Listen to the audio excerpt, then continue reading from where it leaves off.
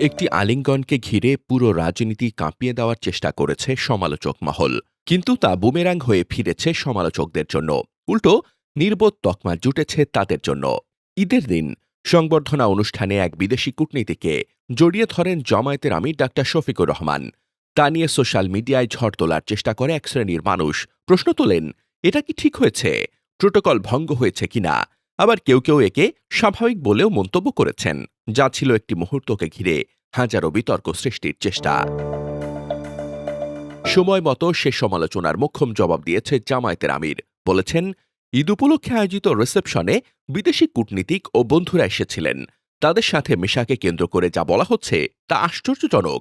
সাফ সাফ জানিয়ে দেন, তিনি যা করেছেন তা নবীর সুন্নত।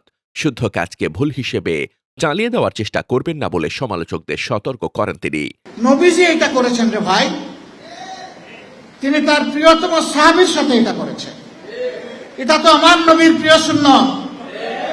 আমি তো আমার নবীর প্রত্যেকটা সুন্নতকে ভালোবাসি। গত ফেব্রুয়ারিতে চট্টগ্রামে অলি আহমেদকে নিয়ে দেওয়া তার বক্তব্যেরও ব্যাখ্যা দেন জামায়াত আমির। সে সময় নির্বাচনী জনসভায় তিনি বলেছিলেন, ১৯৭১ সালে চট্টগ্রাম থেকে স্বাধীনতার ঘোষণা এসেছিল এবং অলি আহমেদই সবার আগে বিদ্রোহ করেছিলেন।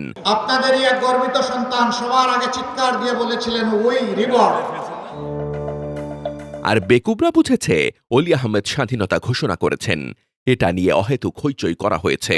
আমি বলেছি যে তিনি বিদ্রোহ করেছেন, বেওকুফরা বুঝেছে তিনি স্বাধীনতা ঘোষণা করেছেন।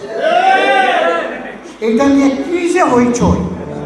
মূল ইস্যুকে আড়াল করার জন্য একটি পক্ষ চায়ের কাপে তুফান তুলে মিথ্যা বিতর্ক সৃষ্টির চেষ্টা করেছে বলেও অভিযোগ জামায়াত আমিরের। এ বিষয়ে আপনার মতামত কি? কমেন্ট করুন।